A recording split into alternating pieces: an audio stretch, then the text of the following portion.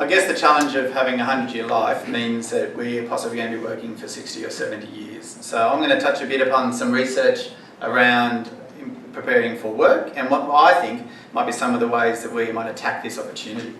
So for me, at the end of the day, adaptability is going to be the key. You'll hear that theme over and over again as we prepare for the future about being adaptable. Let's have a chat about some of the things that we might need to adapt into in the world of work and I guess the world of preparing for work. So we all know Bernard Salt. He talks about that the 20-year-old of today is going to have 20 jobs in 15 different organisations over a 45-year career. If we make it to 100, that might be a 60-year career. So in that evolving workforce, we need to be able to pitch our skills and be ready to adapt. No longer can we just do one of those things. We need to have an ability to communicate how we can go about being prepared and then actually be prepared. So that dual emphasis is important for us to think about as we consider our preparation for this exciting 100-year life. Recently, CIRO released a report called Tomorrow's Digitally Enabled Workforce, and this is one of the startling stats. And these are things that sometimes threaten us, that make us go, wow, the idea that our jobs are going to be taken by automation, the idea that robots are going to be doing these 5-minute presentations, they're probably able to be contained to 5 minutes because they're robots. But the reality is that a threat? I'm going to talk about that at the end of the day, we're actually still in the people business. It's what we do with that technology. How we use that technology to help humans is going to really form a massive foundation of the future in work.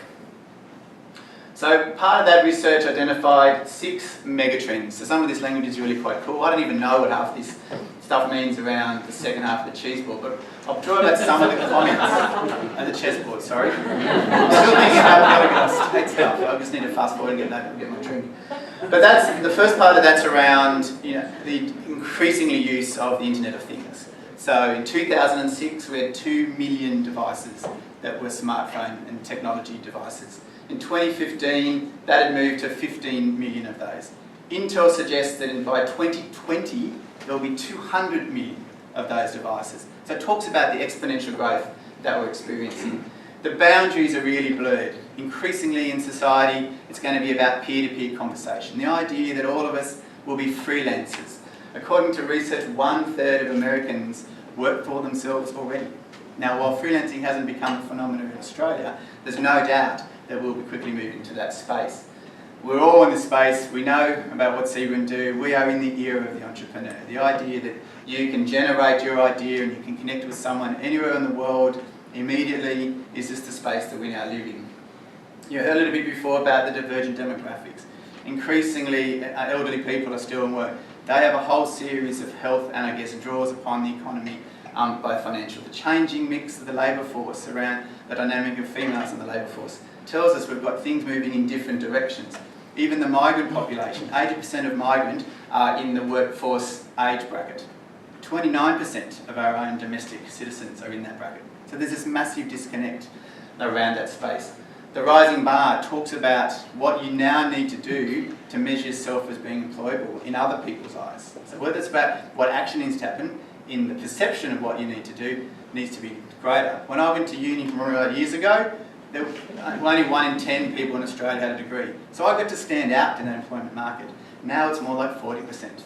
So all of a sudden university is just that trigger, isn't going to be the thing that draws a distinction that you might need to be employed for the future. And one of my favourite words ever, there's tangible intangibles. The idea that we're now moving into a space where we'll talk about technology, we're actually going to be talking about people. The 2 largest industry growth areas for the next 2 years, to 2019, is going to be healthcare and social assistance. It's going to be education. So that space is going to identify the mismatch of how does automation talk in that space. I'm going to challenge some of the ideas about university versus TAFE versus getting a job. The idea that we go into university and spend 5 years, if you're going to be doing 20 jobs over 15 employees over 45 years, why are you spending 5 years to get an outcome that's going to give you an employment? Maybe you should be thinking about TAFE, being involved in industry initially, understanding their trends earlier, might give you that head start. And there's some facts just from our own local TAFE. That's a TAFE environment across Australia that's batting above all the TAFEs in the country, and I don't think we celebrate that enough in Canberra. So for me, I want to leave you with 2 thoughts. One, we're all in the people business. The idea that it's about how we use this technology and how we develop people skills to be able to do that is about how you're going to adapt and prepare for the future. And because I'm one of these, more and more a multi-potential life will be what we need to embrace. Emily Wapnick is the person who talks about this. Go and listen to her TED Talk anytime. It's an amazing insight into what the people of the future are going to look like. Thank you.